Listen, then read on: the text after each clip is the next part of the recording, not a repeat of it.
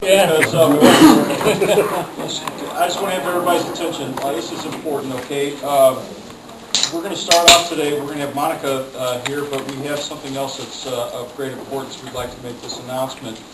We have Brother Rick Olson. He's the president of Local Lodge 86 in Washington State. He works with Triumph Composites, and they're on strike right now. And I'd like to introduce Rick Olson.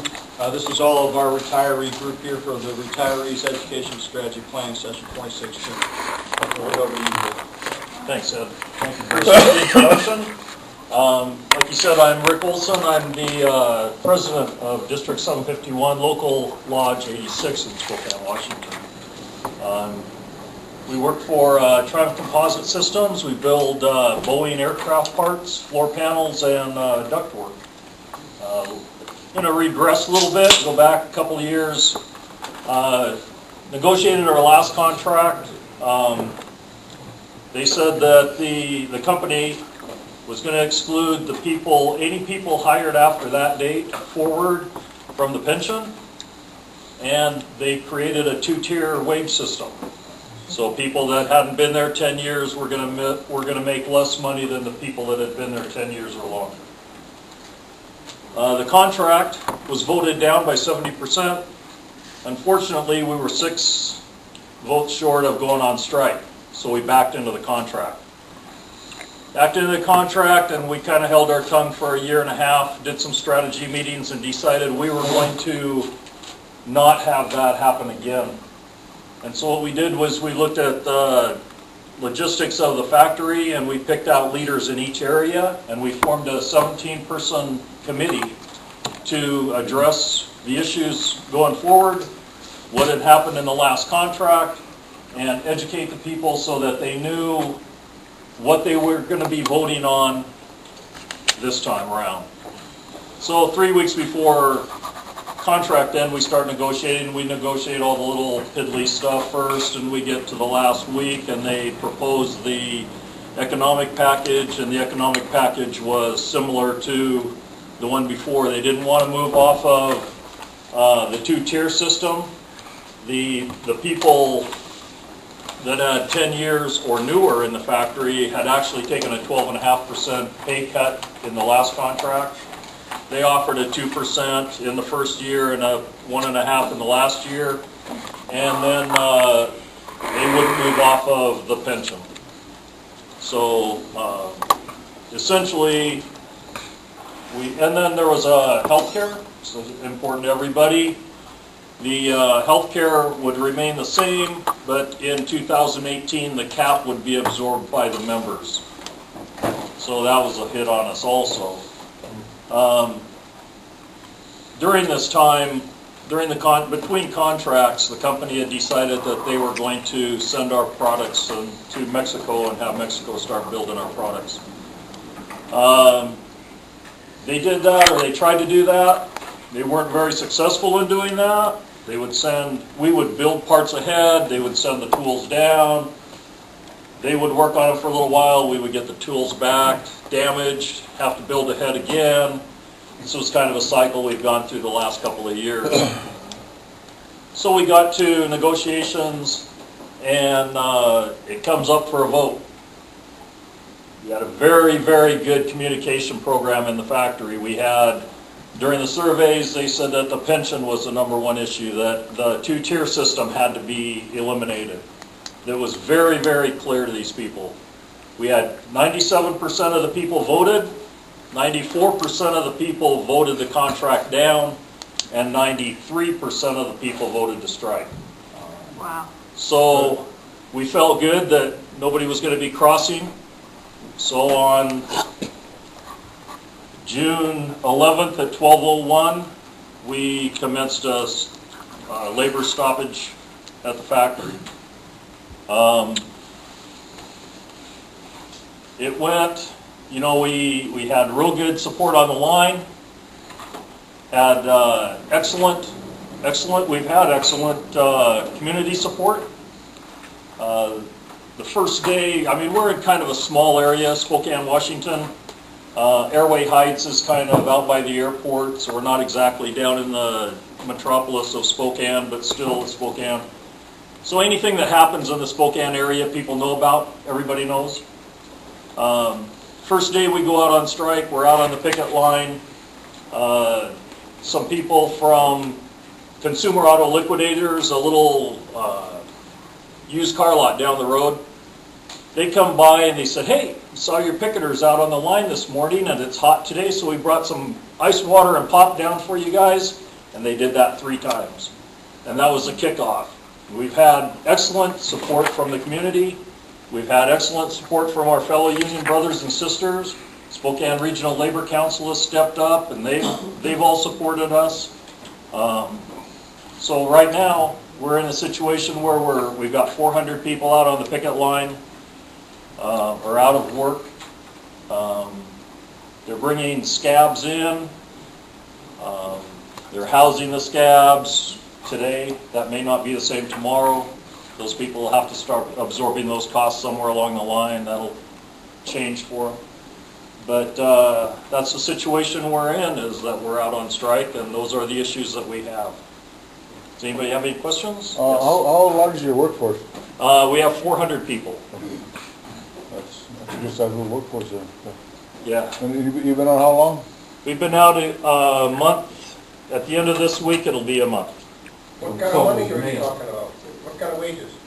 We're making, that's interesting that you asked. The Triumph put out a community newsletter and said that we're making $55,000 each.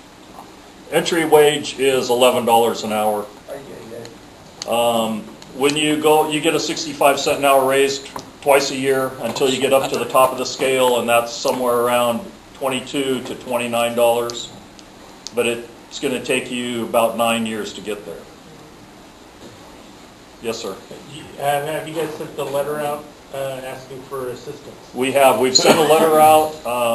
Bob Martinez and Gary Allen, the Western Territories. Western Territories. Yeah, they came up to Spokane and they were on our picket line with us. They produced a documentary while they were there, and that documentary will be sent out as well as the letter. Excellent. Yes, sir. Did any of the members attend the community services to prepare for this contract? We, through Spokane Regional Labor Council, we did a lot of talking to those people, which were our kind of liaisons throughout the community. Okay. We've done some community stuff. We have where the scabs were housed in a Best Western hotel. One of the secretary at the union hall golfs with the guy that owns the hotel, and they had a little conversation, and now they've moved all down to the Econo Lodge. So we're getting great community support. There's a list of supporters, and for every local lodge, there's always somebody that's from the community that's come out and either supported us with food, with water, or things like that, and also money. Yes, sir. How are they getting the raw material in, and how are they getting the finished product out? They are Boeing still goes in and out.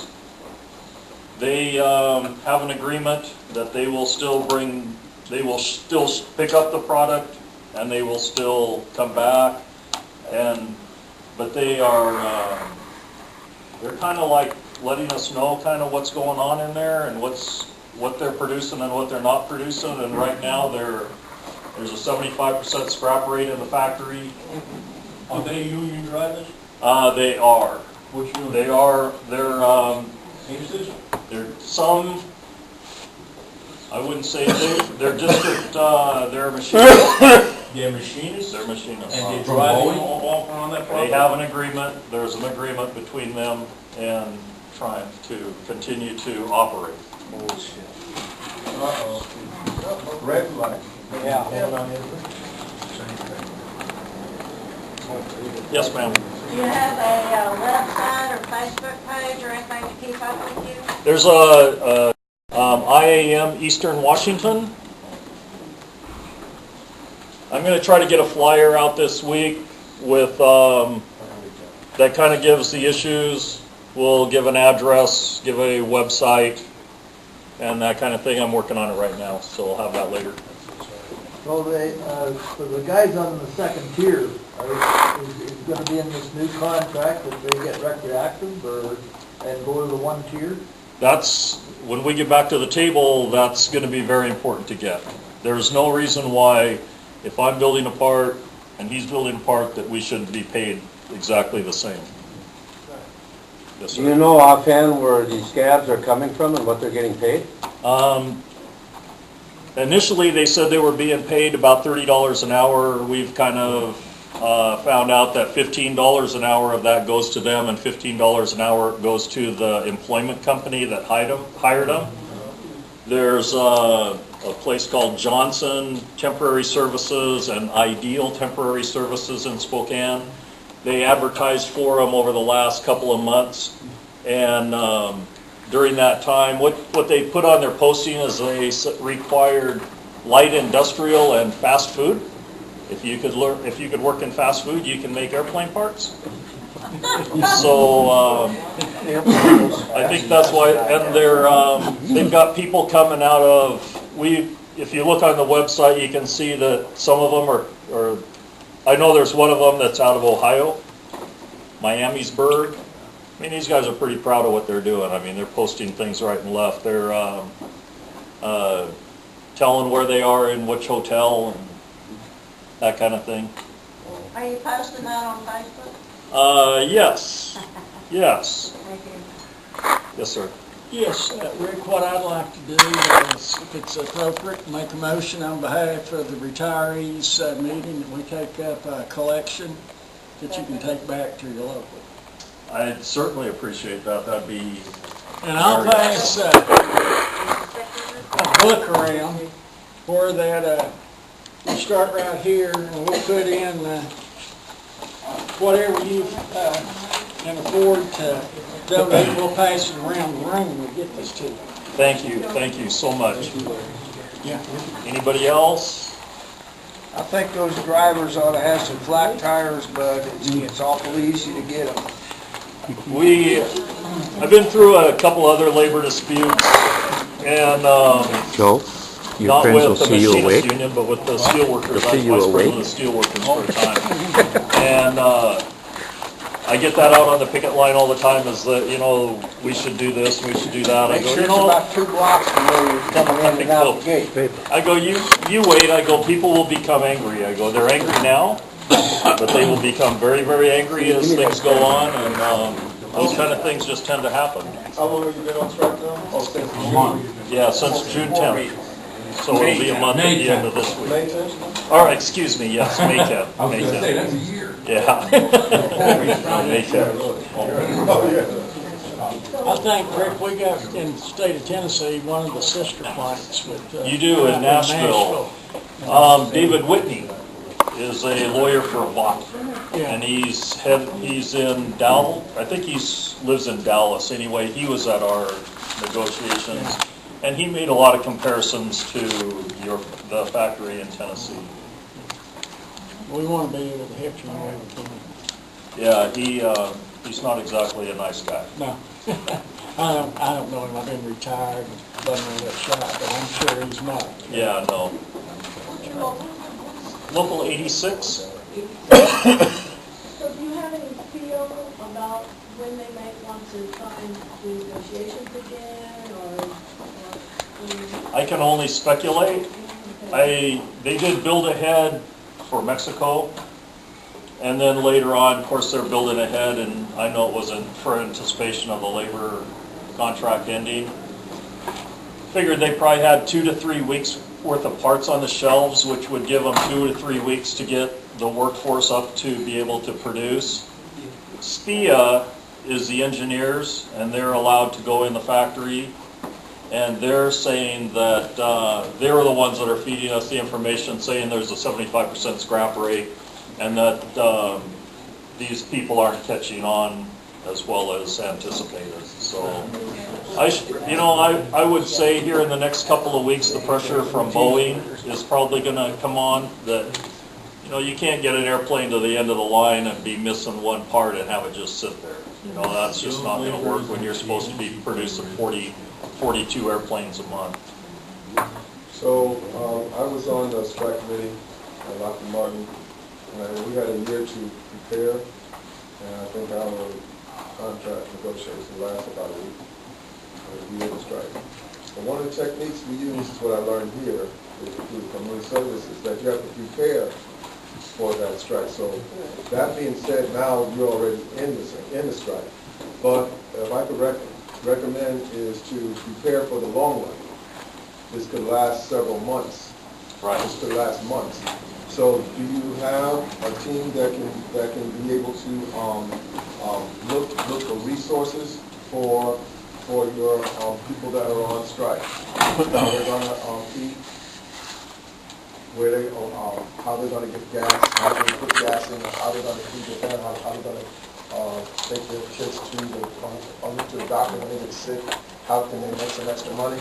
If you don't already have that, you need to start that now, because you guys, you have it already. When we started a year and a half ago with the 17-person committee, we put out big buttons that said, you start your individual strike fund.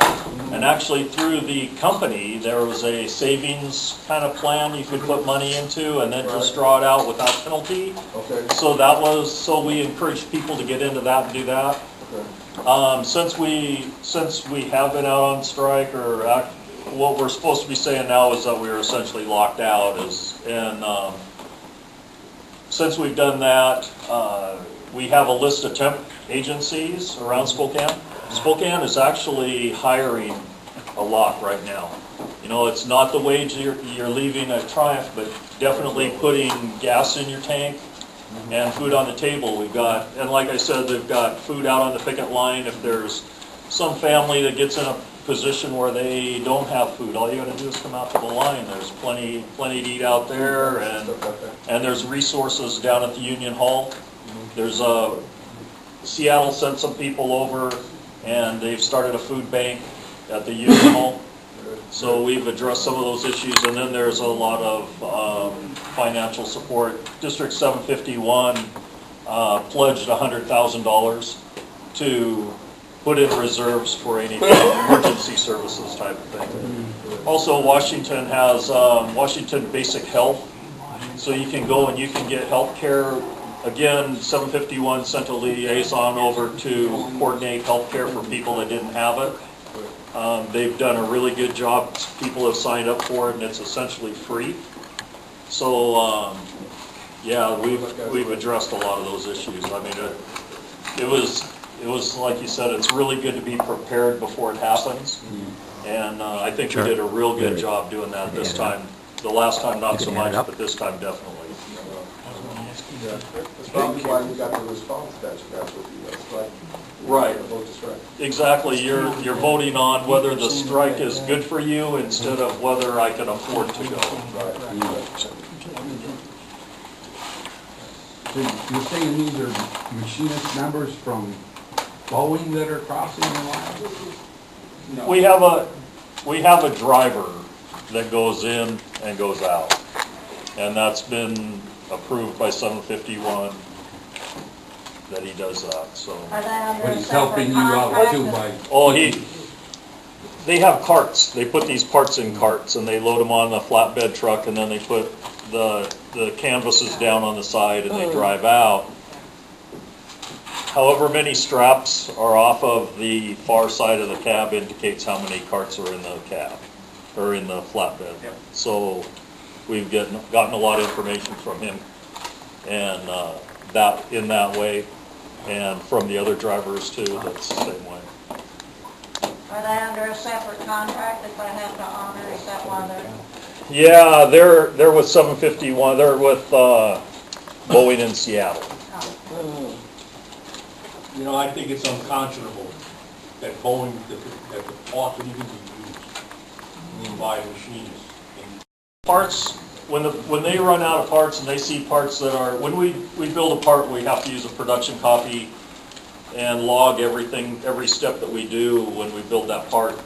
Any parts that are built after the 10th of May will be highly scrutinized by the SPIA engineers both in Triumph and at Boeing.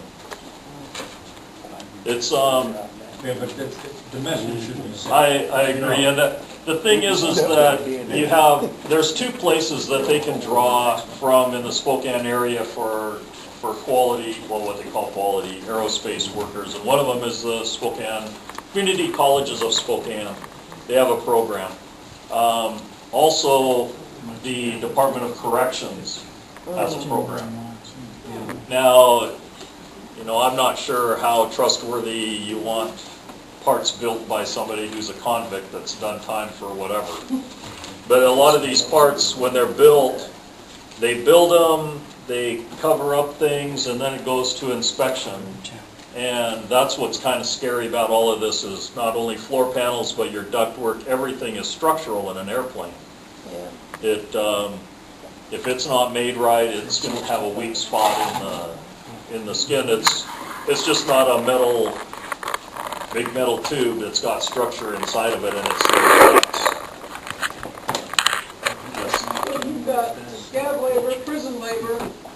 Do you have any FAA inspectors taking care, looking at any of this stuff before it goes on this spring? The FAA has been in the factory, but the problem with having the FAA in there now is that a lot of those parts that are coming through are still ones built by us. Oh, okay. So I think that, like, from this time forward, in fact, last week forward, the FAA has been out there a little bit more. Boeing has engineers on site. Spirit has brought in engineers, they're on site. Airbus, we make a clip for Airbus, and the clip, actually, Airbus builds their planes in sections, and they have these composite clips that hold the sections together. And Airbus has been in the factory watching to make sure things are on the up and up. I think that's the reason there's a 75% scrap rate. So how much of your work is done by prison labor? I'm not sure right now. It's hard to get numbers as to who's doing what inside there because we're not there to see. So they don't have to stamp it off when they do their work? They do have to. Everything that you do is on a production copy. Every step you do, you date and bug, what they call bug. This increased inspections here by Boeing and FAA, there's a cost to that. So is that a cost being borne by that company, hopefully? Yes, they will have to bear that cost as well. Okay. So this strike is costing them a fortune. If you run the numbers, this strike has probably cost them in a month what they could have settled with us for at contract time. Typical. All right. Okay. Well, brother, I just want to let you know that we're with you 100%, and we wish you the very best of luck. Hang in there. You got the machine to fight for you. $365